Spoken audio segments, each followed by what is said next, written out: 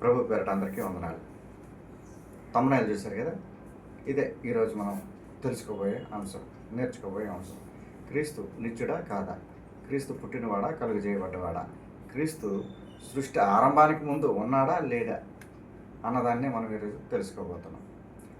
గత 6 వారాలుగా మనం చాలా మాధ్యమాల్లో చూస్తూ ఉంటే క్రీస్తు పుట్టినవాడని, కలుగజేయబడ్డవాడని, క్రీస్తుకు తనంతట తనగా ప్రకాశించేటటువంటి ఏ రకమైనటువంటి అధికారాలు లేవని ఓతరగొడతా బలహీనంగా ఉండేటువంటి క్రైస్తవ జనాంగాన్ని మరింత బలహీనపరిచే విధంగా ఉపన్యాసాలు ఇస్తూ తమ యొక్క ఆధిపత్యాన్ని ప్రదర్శిస్తూ ముందుకు సాగుతూ ఉన్నారు కొంతమంది పాస్టర్లు. వారికి సమాధానంగా కాదు కానీ ఇంతకీ క్రీస్తు నిత్యుడా కాదా అన్నదాని గురించి మనం ఈరోజు తెలుసుకుందాం. యోహాను సువార్త 6:40. యోహాను సువార్త 6:40. కుమారుని చూచి ఆయన యందు విశ్వాసం ఉంచి ప్రతి వాడును నిత్య జీవమును పొందుటయే నా తండ్రి చిత్తము. అంత్యదినములలో ఆయన నేను హల్లెలూయా. ఇక్కడ ఏమంటున్నాడు? కుమారుని చూచి, కుమారుడు అంటే క్రీస్తును చూచి ఆయన యందు విశ్వాసం ఉంచి ప్రతి వాడును ఏం పొందుకుంటాడట? నిత్య జీవాన్ని పొందుకుంటాడు. అది ఏమై ఉన్నది అంటే దేవుని యొక్క చిత్తమై ఉన్నది అది అని చెప్తా ఉన్నాడు. మనం నిత్య జీవాన్ని పొందుకోవాలి అని అంటే మనం మొదటగా చేయాల్సింది ఏంటి? క్రీస్తుని నమ్మాలి. క్రీస్తుని పంపిన వారిని కూడా మనం నమ్మాలి. అలా నమ్మిన ఎట్లా అప్పుడు మనం నిత్య జీవానికి పోతాం. కానీ నిత్యత్వం లేనటువంటి క్రీస్తు మనకు నిత్య జీవాన్ని ఎలా ఇస్తాడు అన్నదే $1 మిలియన్ వచ్చిన. ఇప్పుడు చాలామంది పాస్టర్లు ఏమంటున్నారు? క్రీస్తు పుట్టినవాడు అంటున్నాడు. దేన్ని బేస్ చేసుకుని వీళ్ళు క్రీస్తు పుట్టినవాడు అని చెప్తా ఉన్నారంటే, కీర్తనాకారుడు రాసినటువంటి కీర్తనలు 2:7. కీర్తనలు 2:7. నేను నా కట్టడలను వివరించేదను, నాకిలాగు సెలవిచ్చెను. నీవు నా కుమారుడువు, నేడు నిన్ను కనియున్నాను. హల్లెలూయా. ఏమంటున్నాడు? నీవు నా కుమారుడువు, నేడు నిన్ను నేను కనియున్నాను అంటున్నాడు. ఇక్కడ కాలాన్ని సూచించాలి మనం. కాలాన్ని నేడు అన్నదాన్ని రౌండప్ చేసుకుంటే, నేడు అంటే ఈరోజు నీడ, నిన్న నీడ, రేపు చదవబోయేది మొన్న నీడ. ఏ నేడు? ఈ కీర్తనాకారుడు రాసేటువంటి ఈ గ్రంథం, ఈ చరిత్ర దావీదు కాలం నాటి చరిత్ర మనం చదువుతూ ఉన్నాం. దావీదు కాలం నాటి చరిత్ర చదువుతూ ఉన్నప్పుడు ఆయన స్పెసిఫిక్గా నేడు అని ఎందుకు మెన్షన్ చేశాడు? నేను నిన్ను కని ఉన్నాను అని అంటే క్రీస్తు గురించి చెప్పాడేమో అని అనుకోవటానికి, నేడు నిన్ను కని ఉన్నాను అని అనటం వల్ల ఆయన అంతరార్థం ఏమైనది? నేడు అని క్లియర్గా ఆయన కాలాన్ని మెన్షన్ చేస్తూ, టైం మెన్షన్ చేస్తూ ఉంటే, నేడు ఈరోజే కని ఉన్నాను అని ఎందుకు అలా మెన్షన్ చేశాడు అన్నది మనకు తెలియాలని అంటే 2 సమూయేలు గ్రంథము 2 సమూయేలు 7:14. ఇది ఎక్కడ ఉంది? ఇక్కడ నేడు నిన్ను కని ఉన్నాను అన్నది మనం చూసుకునేపాటికి ఇది దావీదు కాలం నాటిది కదా. దావీదుతో చెప్తా ఉన్నాడు కదా నాతాను. ఈ మొక్క దావీదు గురించే కదా రాయబడి ఉంది. చూద్దాం. 7:14. నేనే అతనికి తండ్రినై యుందును, నేను అతనికి తండ్రినై యుందును. అతడు నాకు కుమారుడై ఉండును. అతడు పాపము చేసిన ఎడల నరుల దండముతోను మనుష్యులకు తగులు దెబ్బలతోనూ అతను శిక్షింతును గాని నిన్ను స్థాపించుటకై నేను కొట్టివేసిన సౌలునకు నా కృప దూరమైనట్లు అతనికి నా కృప దూరం చేయను అని అంటున్నాడు. ఇక్కడ ఈ వాక్యాన్ని దర్శనంలో చూపించబడిందని చెప్పి ఈ వాక్యాన్ని చూపించి ఏమంటున్నారు, ఇది కుమారుని గురించి వివరించబడింది, తెలియపరచబడింది అని చెప్తా ఉన్నారు. ఇది కుమారుని గురించి తెలియపరచబడిందని ఎలా చెప్తున్నారు అని అంటే, దర్శనం కాబట్టి ఇది కుమారుని గురించి తెలియపరచబడింది అని చెప్తా ఉన్నారు తప్పితే, అక్కడ ముందుకు పోతే ఆయన ఏమన్నాడో మనం చూద్దాం. ఇది సమూయేలు గురించి చెప్పాడా, క్రీస్తు గురించి చెప్పాడా అన్న దాని గురించి మనం చూసుకుంటే, ఒక్కసారి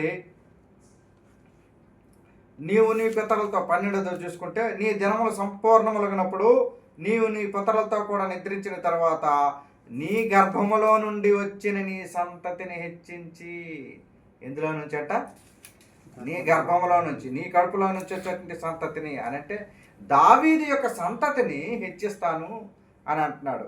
దావీదు యొక్క సంతతిని హెచ్చిస్తున్నాను అని చెప్పి సొలొమోను గురించి చెప్తూ వచ్చాడు కదా. ఇక్కడ మనం సొలొమోను మందిరాన్ని కట్టినట్టు మనం చూస్తాం. మొదటి మందిరాన్ని కట్టింది సొలొమోను రాజు, దావీదు యొక్క కుమారుడు. అంటే ఎక్కడ కూడా ఏం చెప్తా ఉన్నాడు, అది సొలొమోను గురించి వివరించబడినటువంటిదిగా మనకు కనబడతా ఉంది. ఇది కాకుండాను నేను సృష్టి ఆరంభానికి ముందు నన్ను ఆయన కలుగు చేశాడు అని ఇంకొంతమంది వాదన. అది ఎక్కడ ఉంది అని చూడబోతే సామెతల గ్రంథం 8:22. సామెతల గ్రంథం 8:22. పూర్వకాలమందు తమ సృష్టారంభమున తన కార్యములలో ప్రథమమైన దానిగా యెహోవా నన్ను కలుగజేసెను. దీన్ని చూపించి ఏమంటున్నారనంటే, యెహోవా నన్ను కలుగు చేశాడు. నన్ను అని అంటే క్రీస్తును, నన్ను అంటే కుమారుని, నన్ను యేసుప్రభుడు వారిని కలుగు చేశాడు తండ్రి అని యెహోవాను కలుగు చేశాడని చెప్పి దీన్ని బూచిగా చూపించి ఆయన కలుగు చేయబడ్డవాడే అని చెప్తా ఉన్నారు. ఇక్కడ 8వ అధ్యాయాన్ని చదువుకుంటే 5, 6, 7, 8 అధ్యాయాలు చదువుకుంటే దేని గురించి చెప్తా ఉన్నాడంటే జ్ఞానం గురించి చెప్తా ఉన్నాడు, క్రీస్తుని గురించి కాదు. ఇది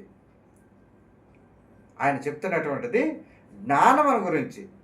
ఒక ఇల్లు కట్టాలంటే మనం ఎన్నో ప్లాన్లు వేసుకుంటాం, అవునా? అట్లాంటిది సృష్టిని సృష్టించాలంటే ఏ ప్లాన్ ప్రకారంగా చూసుకోకుండా సృష్టించగలుగుతామా?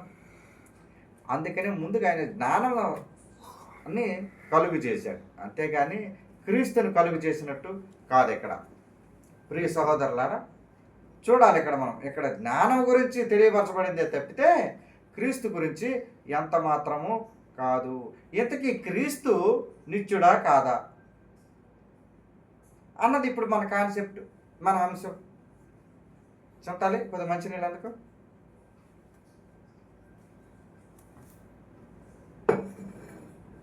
హల్లెలూయా. నేను మంచినీళ్ళు అడిగా, నాకు మంచినీళ్ళు వచ్చినాయి.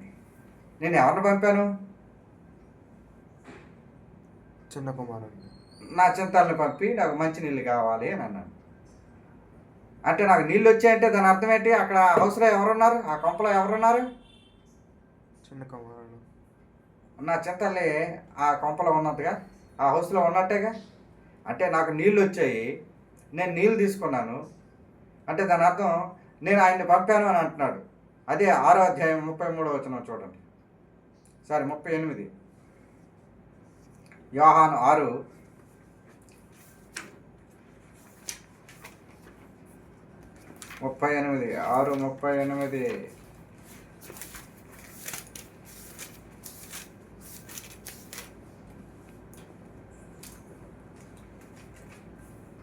నా ఇష్టమును నెరవేర్చుకున్నటకు నేను రాలేదు, నన్ను పంపిన వాని చిత్తము నెరవేర్చుటకే పరలోకమునందు దిగి వచ్చి తిని. హల్లెలూయా. నేను దేనికోసం వచ్చానట? పరలోకం నుంచి వచ్చాను. ఎలా వచ్చాను? నన్ను పంపిన వాని చిత్తం నెరవేర్చుట కొరకే వచ్చాను అని అంటున్నాడు. అంటే తండ్రి ఎవరిని పంపాడు? కుమారుని పంపాడు. ఎక్కడి నుంచి పంపాడు? పరలోకము నుండి. పరలోకము నుంచి. స్పెసిఫిక్గా రాసుకోండి. ఆయన ఎక్కడున్నట్టు ఇప్పుడు? కుమారుడు ఎక్కడున్నట్టు? పరలోకంలో ఉన్నట్టు. అంతేగాని ఆయన ఎక్కడి నుంచి వేరే ఎక్కడ భూగోళం ఇంకోట చోట లేడు ఆయన. ఇద్దరు ఒకే చోట ఉండగా ఆయన ఏం చేశాడు? కుమారుణ్ణి భూలోకానికి పంపాడు. ఆయన పంపిన ప్రకారంగా ఆయన భూలోకానికి రావటం జరిగింది. పరలోకము నుంచి దిగి వచ్చాను అని చెప్తా ఉన్నాడు. ఇంకా మీకు క్లియర్గా రావాలి అని అంటే 7:29 చదవండి. నేను ఆయన యొద్ద నుండి వచ్చితిని. ఎక్కడి నుంచి వచ్చాడంట? ఆయన యొద్ద నుండి. ఆయన యొద్ద నుండి. మీరు తెలివైన వాళ్ళు కదా, మీరు జ్ఞానవంతులు కదా, ఒక పదాన్ని తీసుకొని దాన్ని పరిపరి విధములుగా తిప్పి తిప్పి చెప్పగలుగుతారు. అంటే బలహీనంగా ఉండేటువంటి విశ్వాసులను మరింత బలహీనపరచగలరు. మీ మాయమాటలతో వాళ్ళని మోసపరచగలరు. అది దేవుని బోధనో దుర్బోధనో అపవాది యొక్క బోధనో అర్థం కాని రీతిగా మీరు చెప్పి జనాలను మభ్యపెట్టగలరు. అందుకే ఆయన ఏమంటున్నాడు ఇక్కడ? ఆయన యొద్ద నుండి. ఎక్కడి నుంచి? ఆయన యొద్ద నుండి వచ్చి తిని అని అన్నాడు. నేను ఎక్కడి నుంచో రాలేదయా, ఆయన యొద్ద నుండే నేను వచ్చాను. ఆయన దగ్గర నుండే, నేను ఎక్కడి నుంచి బయట నుంచి రాలేదు, నేను ఆయన దగ్గర నుంచే వచ్చాను అని చెప్తా ఉన్నాడు. జ్ఞానవంతులు, నాకన్నా ముందు మాట్లాడిన వారందరూ చాలా జ్ఞానవంతులు, విద్యావంతులు, చదువర్లు. కానీ వీరందరి యొక్క సారాంశము క్రీస్తు ఉన్నవాడని, కలిగినవాడని అని భిన్నమైనటువంటి బోధలు చేస్తూ క్రైస్తవ జనాల్ని మరింత అయోమయంలోకి నెట్టేస్తూ ఉన్నారు. అలా కాదు, మీరు ముందు ఒక తాటి మీదకి రండి. మీరు ఆ తాటి మీదకి వచ్చి అప్పుడు క్రీస్తు గురించి పడుద్ది. మాలాంటి బలహీనంగా ఉండేటువంటి విశ్వాసులు బలపడటానికి ఏమైనా ఉపయోగపడిందా? 6 వారాలుగా మీరు ఈ మాధ్యమాల్లో చెప్పుకొస్తున్నట్టు క్రీస్తు నిత్యుడా కాదన్న అంశం గురించి చెప్పుకొస్తూ ఉన్నారు. దీనివల్ల ఎవరికైనా ఉపయోగపడిందా? ఎవరైనా బలపడ్డారా క్రీస్తులు? ఎవరైనా ఆత్మ రక్షింపబడ్డారా క్రీస్తు ద్వారా? మీ ప్రసంగాల ద్వారా, మీ ఉపన్యాసాల ద్వారా ఆలోచన చేయండి. బలహీనంగా ఉన్న వాళ్ళని మరింత బలహీనపరచకండి. మీరు జ్ఞానవంతులే, మీరు తెలివైన వాళ్ళే, మిమ్మల్ని కాదంటలేము. మీ తెలివి ఒకరిని రక్షణలోకి నడిపించాలి. మీ జ్ఞానం ఒకడు చెడిపోతుంటే, వాడు పడిపోతుంటే వాడిని కాపాడటానికి, వాడిని క్రీస్తులో నడపటానికి ఉపయోగించండి. కానీ మీలో మీరు కొట్టేసుకొని జనాల్లో కన్ఫ్యూజన్ క్రియేట్ చేస్తూ దేవుల్లో మరింత బలహీనపడేటట్టుగా చేయకండి. ఆయన ఏమంటున్నాడు? నేను ఆయన యొద్ద నుండి వచ్చి తిని అని చెప్తున్నాడు. క్లియర్గా చెప్తా ఉన్నాడు. అంటే ఈలోగా ఆయన అంటాడు, పరలోకానికి ముందున్నాడా, పరలోకానికి తర్వాత ఉన్నాడా అని అంటాడు. ఏం పెద్ద బాబు, పరలోకంలో ముందుంటే నీకెందుకు, వెనకుంటే నీకెందుకు? ఆయన ఉన్నాడా లేడా, ఉన్నవాడా కాడా? కొంపతీసి యేసుక్రీస్తు పేరుతో ఆధార్ కార్డు ఏమైనా ప్రింట్ చేస్తారేంటి? లేకపోతే మోడీ చెప్పేమన్నా రైతు భరోసా ఏమైనా ఇప్పిస్తారా? ఆయన ఎప్పుడు పుట్టాడు, ఎక్కడ పుట్టాడు, ఆయన ఎలా వచ్చాడు, ఎక్కడి నుంచి వచ్చాడు, ఇవన్నీ బోధన ఎందుకు మీకు? ఆయనలో నిత్య జీవం ఉన్నదా లేదా, ఆయన నిత్యుడా కాదా అన్నది తెలియపరచండి. మీకేమన్నా ఉంటే కూర్చొని మాట్లాడుకొని మీలో ఉన్న సందేహాలను నివృత్తి చేసుకోండి. అంతేగాని జనాలను, విశ్వాసాలను కన్ఫ్యూజన్లోకి నెట్టేమాకండి ప్లీజ్. దేవుడు, అందుకనే మీరు జ్ఞానవంతులు కదా, ఈ సమయాన మీ అందరికీ ఒక ముక్క చెప్పాలనుకుంటున్నాను. దానియేలుకి ఆ కళను, ఆ కళ యొక్క భావాన్ని తెలియపరచబడినప్పుడు ఆయన గర్వపడలే. నేను గొప్పవాడిని చెప్పుకోలే, నేను జ్ఞానవంతుడు అని ఆయన వీరవేగల, నా బోధే కరెక్టు అని మీరు అనుకోవచ్చు.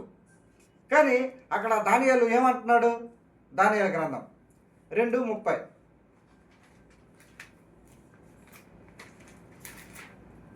దానియేలు గ్రంథం 2:30. ఇతర మనుషులందరికంటే నాకు విశేష జ్ఞానం ఉండటం వలన ఈ మర్మము నాకు బయలుపరచబడలేదు. వినాలి ఇక్కడ మీరు శ్రద్ధగా. వాళ్ళకన్నా వీళ్ళకన్నా నేను గొప్ప జ్ఞానవంతుడిని కాదు ఈ విషయాలన్నీ మీకు చెప్తా ఉన్నది.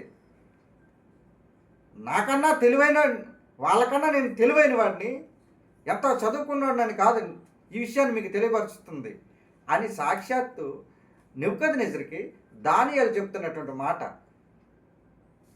ఇటువంటి స్వభావాన్ని నేటి క్రైస్తవ బోధకులు అలవాటు చేసుకోవాలి. మీ భిన్నమైనటువంటి బోధలతో మమ్మల్ని కన్ఫ్యూజ్లో నెట్టేమాకండి. మీరు చేసేటువంటి బోధ క్రీస్తుని హెచ్చించినట్టుగా లేదు, మిమ్మల్ని మీరు హెచ్చించుకున్నట్టుగా ఉంది. మీరు చేస్తున్న బోధ ఎలా ఉందంటే మిమ్మల్ని మీరు హెచ్చించుకున్నట్టుగా ఉంది.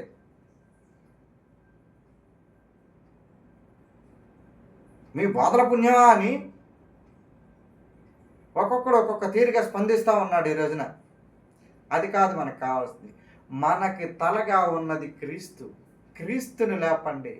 క్రీస్తుని మన భుజాలపై ఎత్తుకొని మోయాలి. నీ జ్ఞానాన్ని బట్టో నీకున్నటువంటి చదువుని బట్టో నువ్వు అతిశయించకుండా దేవుని యొక్క జ్ఞానాన్ని తెలుసుకొని ఆయన యందు అతిశయించాలి. మనం ఏమంటున్నాడు? నేను ఆయన యొద్ద నుండి వచ్చాను అని అంటున్నాడు. నేను ఎక్కడో వేరే ప్లానెట్లో నుంచి ఏమి రాలేదు, నేను ఆయన యొద్ద నుండే వచ్చాను అని అంటున్నాడు.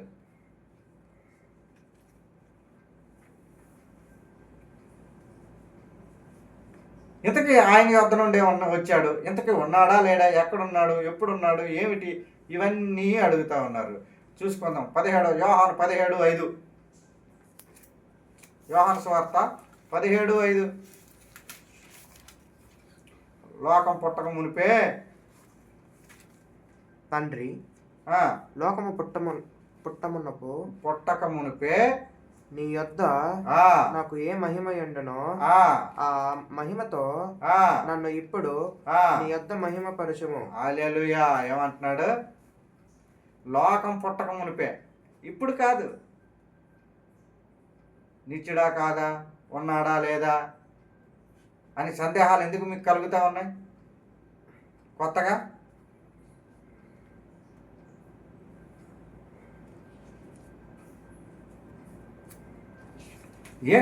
ఏం చెప్పాలనుకుంటున్నారు క్రైస్తవ జనాలకి? మీరు జ్ఞానంతో నింపండి, కాదంటలేదు, కానీ ఛాలెంజ్లు చేసుకోకండి ప్లీజ్.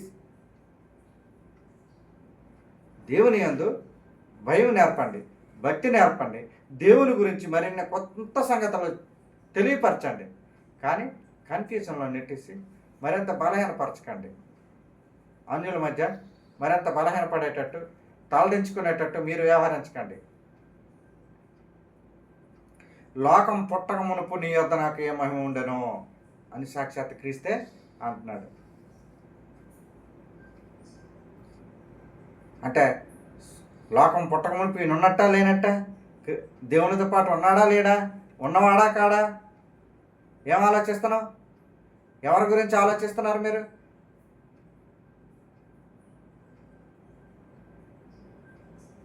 ఇంకా మీకు కావాలి గట్టిగా ఇంకా చెప్పాలంటే అదే 24వ వచనం చూడండి. అందులోనే 24 జగత్పునాది వేయక మునిపే, ఈ సృష్టికి, ఈ జగత్తుకి పునాది రాయి పడక మునిపే నీవు నన్ను ప్రేమించితివి అని అంటున్నాడు. 24 తండ్రి నీవెక్కడుందువో అక్కడ నీవు నాకు అనుగ్రహించిన వారును నాతో కూడా ఉండవాలని, నీవు నాకు అనుగ్రహించిన నా మహిమను వారు చూడవాలని నేను కోరుచున్నాను. జగత్ పునాది వేయబడక మునిపే నీవు నన్ను ప్రేమించితివి. ఎప్పుడు ప్రేమించాడట ఆయన? జగత్ పునాది వేయబడక మునిపే. అంటే దేవుడితో పాటుగా ఉన్నాడు ఈయన. అంటే మధ్యలో కలుగు చేయబడ్డవాడు కాదు, మధ్యలో పుట్టినవాడు కాదు, నిత్యత్వం లేనివాడు కాదు. ఈయన నిత్యుడిగా ఉన్నాడు, దేవునితో పాటుగా ఉన్నాడు, దేవుని యొద్ద ఉన్నాడు, దేవునితో కలిసి ఉన్నాడు, దేవునిలో ఉన్నాడు.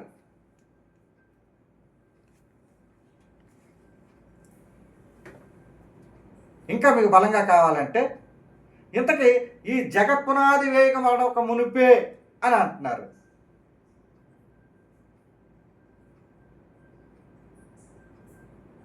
ఈ క్రీస్తు జగత్పునాది వేయబడక మునిపే ఉన్నాడు అని చెప్తూ, కావాలంటే ఎఫెసీయుల పత్రిక 1:4-6 చూడండి. యేసుక్రీస్తు ద్వారా తన కుమారులుగా స్వీకరించుటకై. ఎఫెసీయులకు రాసిన పత్రిక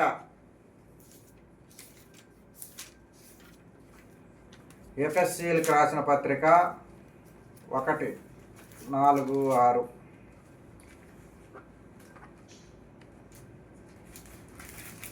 ఎట్లనగా తన ప్రియం అక్కడ అదే అదంతా అక్కర్లేదు తండ్రి. జగత్ పునాది వేయబడక మునిపే ప్రేమ చేత ఆయన క్రీస్తులో మనలను ఏర్పరచుకొనెను. ఎప్పుడట? జగత్ పునాది వేయబడక మునిపే క్రీస్తు మనలను ఏర్పరచుకున్నాడట. ఎలా ఉండాలని? పరిశుద్ధులుగా ఉండాలని. ఎలా ఉండాలని? పరిశుద్ధులుగా ఉండాలని, నీతిమంతులుగా ఉండాలని, మాతో వీళ్ళు ఉండాలని. ఎప్పుడట? అంటే ఆయన కుమారులుగా స్వీకరించడానికి. ఈ ప్రణాళిక, ఆయన ప్లాన్ ఇప్పుడుది కాదు, జగత్ పునాది వేయబడక ముందు నుంచి ఉన్నదే.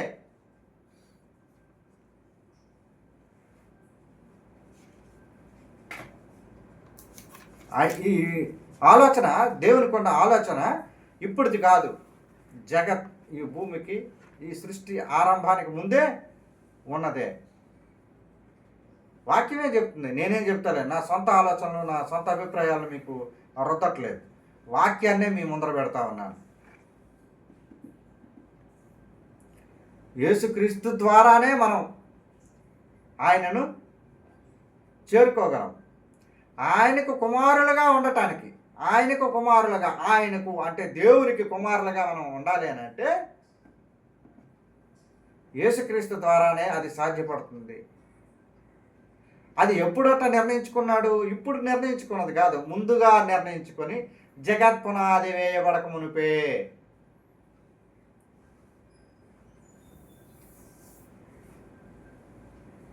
తనను తాను నిర్ణయించుకున్నాడు. ఈ రకంగా నా పిల్లల్ని నా దగ్గరికి చేర్చుకోవాలి అని, నా పిల్లల్ని నిర్దోషులుగా పెంచాలి అని ఆయన అనుకున్నాడు. మీరు ఇదంతా ఒక ఎత్తు అయితే, అసలు ఈ సృష్టించిన వాడు క్రీస్తు అని అంటే మీరు గుండెకి చచ్చిపోతారేమో. ఈ సృష్టిని, ఈ ప్రపంచాన్ని సృష్టించిన వాడు క్రీస్తు, తండ్రి అయిన దేవుడు కాదు, క్రీస్తు అని చెప్తే మీరు గుండెకి చచ్చిపోతారేమో. సోకాల్ పాస్టర్స్ గింగర్లు తిరుగుతూ ఉన్నారు కదా యూట్యూబుల్లో. మేము గొప్ప, మా బోధ గొప్ప, మా అంత తెలివైనవాడు లేడు, మేము 2 నిమిషాల్లో ఓడించేస్తామన్నాడు ఒకడు, అరక్షణం చాలు మాకు అన్నాడు ఒకడు. ఓడించి ఎవరిని ఉద్ధరిస్తారని మీరు? నీ సహోదరుని ఓడించి నువ్వు ఏం సాధిస్తావని? క్రీస్తుని ఏమైనా కిరీటం కొత్తగా ఏమైనా తెచ్చి పెట్టగలుగుతావా నువ్వు? ఒకడు నీ సహోదరుని ఓడించిన ఎట్లా నీకు కొత్తగా వచ్చినది ఏముంది? కొత్తగా నువ్వు పొందుకున్నది ఏమన్నది? ఆలోచన చేయాలి ఈ రోజున. క్రీస్తు అసలు ఈ సృష్టిని, ఈ ప్రపంచాలని కలిగించిన వాడు సాక్షాత్తు యేసుక్రీస్తు అని చెప్తే మీరేమైపోతారు?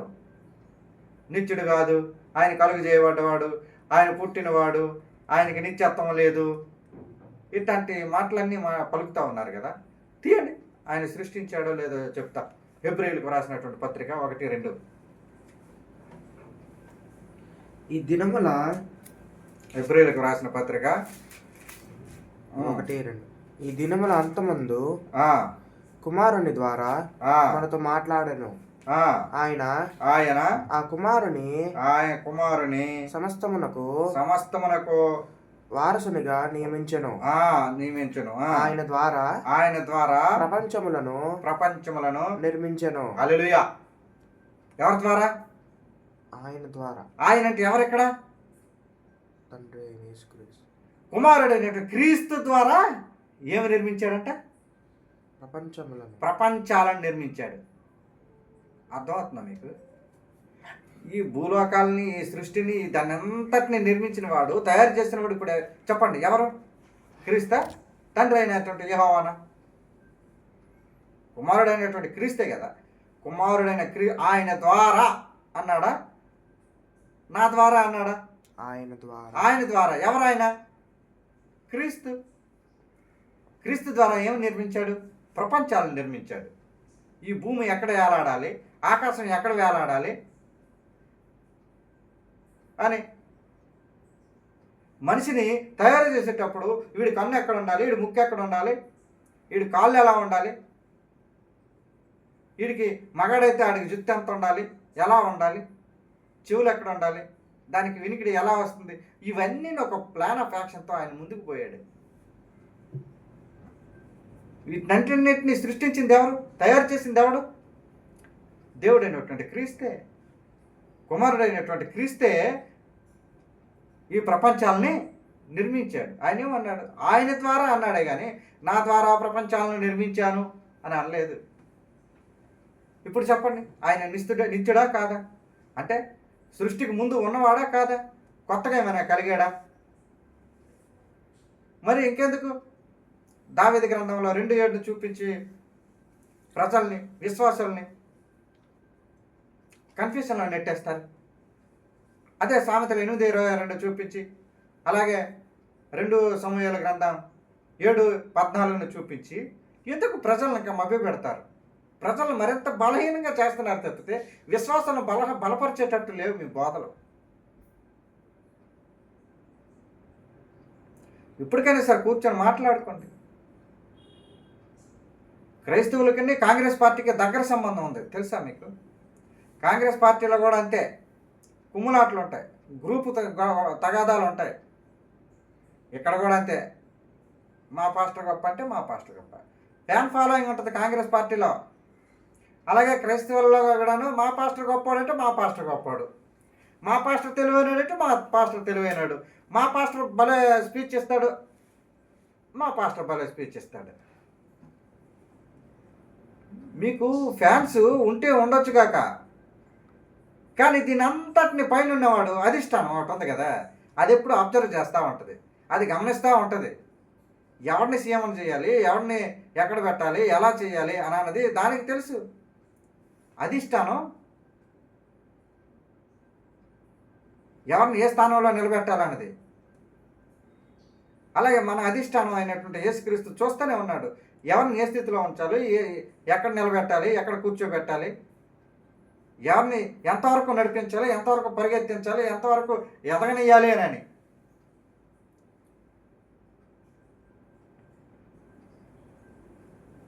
ఇప్పటికైనా సరే మించిపోయింది లేదు. మీ బోధలతో మమ్మల్ని ఉత్తేజపరచండి, మీ బోధలతో మమ్మల్ని ఉత్సాహపరచండి, మీ బోధలతో మమ్మల్ని బలపరచండి, మమ్మల్ని ఒక ఏకతాటిపైకి తీసుకురండి,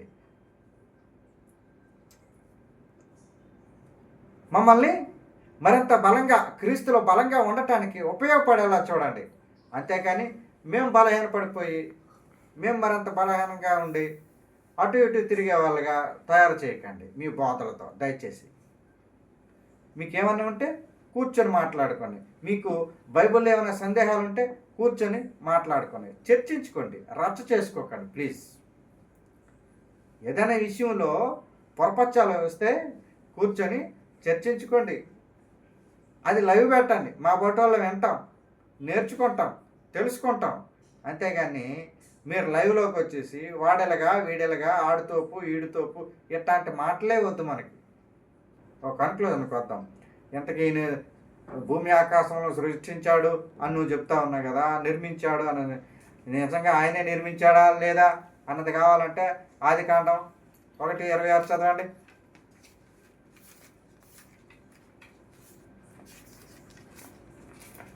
ఆదికాండం 1:26. దేవుడు మన స్వరూపమందు తన మన స్వరూపమందు మన పోలిక చొప్పున మన పోలిక చొప్పున నరులను చేయుదుము వారు అల్లెలే చాలన్న 1:26 కదా. దేవుడు ఏమంటున్నాడు?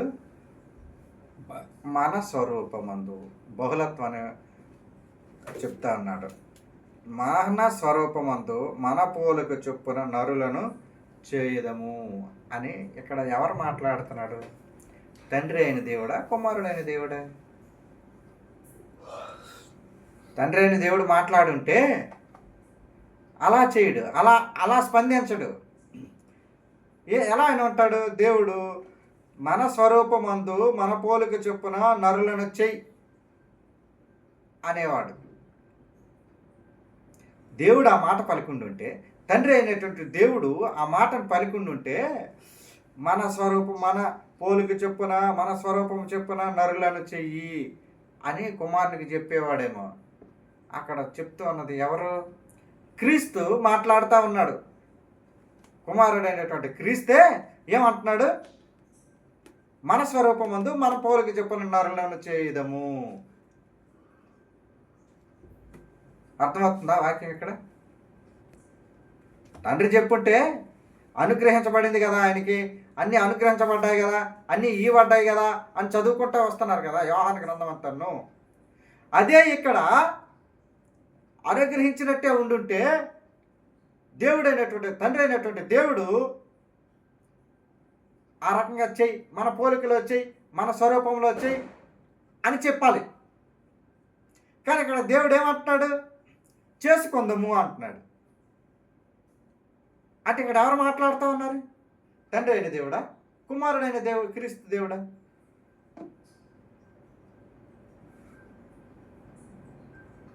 కుమారుడైనటువంటి క్రీస్తే సాక్షాత్ క్రీస్తు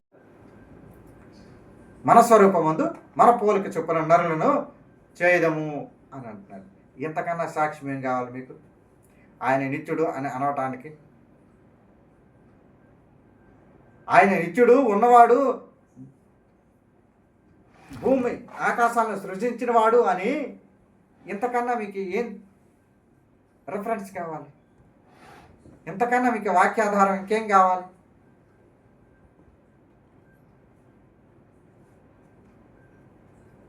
మెసేజ్ నచ్చితే ఒక లైక్ కొట్టండి, లేదా ఒక షేర్ చేయండి, ముందు సబ్స్క్రైబ్ చేయండి. ఇటువంటి విషయాలు మరిన్ని తెలుసుకుందాం, నేర్చుకుందాం, మరింతమందికి చేరవేయండి. దేవుని సంగతులు మీరు నా కానుకలేం పంపించక్కర్లా, దశంభాగాలేం పంపించక్కర్లా. దేవుని యొక్క జ్ఞానాన్ని తెలుసుకోవటం కోసమే ఇది ఎంతవరకు వాస్తవం అన్నది ఇప్పుడు ఇచ్చే ఈ అర్ధగంట మెసేజ్లో నిజాయితీ ఉంటే లైక్ చేయండి. నేను చెప్పింది నిజం అని మీరు నమ్మితే, ఇందులో వాస్తవం ఉంది అని మీరు నమ్మితే ఓ సబ్స్క్రైబ్ కొట్టండి.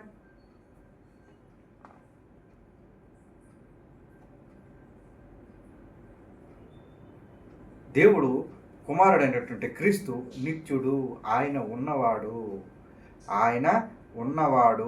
మీరు భిన్నమైనటువంటి బోధలకు దృష్టికి పోయి గలతీయులు మరి గలతగా ఉండమాకండి. మీరు క్రీస్తులో స్థిరంగా, బలంగా, దృఢంగా ఉండాలని మనసారా కోరుకుంటూ, ఆయన నిత్యుడు అని నేను నమ్ముతున్నాను. ఆయన నిత్యుడు అని నా యొక్క విశ్వాసం. ఆయనలోనే సర్వము ఉందని, ఆయనే సర్వ సృష్టికి ఆధారభూతుడని నేను నమ్ముతున్నాను. మీరు నమ్మండి అని మిమ్మల్ని నేను బలవంత పెట్టట్లేదు. బైబుల్ చదివి ఇందులో నిజం ఉంది అనిపిస్తే అప్పుడు నమ్మండి. నేను చెప్పే రిఫరెన్స్ తీసి అందులో ఏమన్నా మీకు డౌట్ ఉంటే అప్పుడు కామెంట్ చేయండి, అప్పుడు క్రీస్తుని విశ్వసించండి. అంతేకాని మిమ్మల్ని నేను ఎప్పుడు ఏ మాయ మాటలు చెప్పి మిమ్మల్ని క్రీస్తులోకి నడిపించాలన్నది కాదు. సత్యాన్ని ప్రకటించటమే నా పని. ఉన్నది ఉన్నట్టుగా, లేనిది ఉన్నట్టుగా చెప్పడం నా వల్ల కాదు. ఉన్నది ఉన్నట్టుగా చెప్పటమే. నాకు దేవుడిచ్చిన జ్ఞానాన్ని ప్రకారంగా, ఆయన ఇచ్చిన జ్ఞానాన్ని బట్టి నేను మీకు ఆయన్ని పరిచయం చేస్తున్నానే తప్పితే నన్ను మిమ్మల్ని పరిచయం చేసుకోవాలంత పెద్దవాడిని కాదు, ఆ అవసరము నాకు లేదు.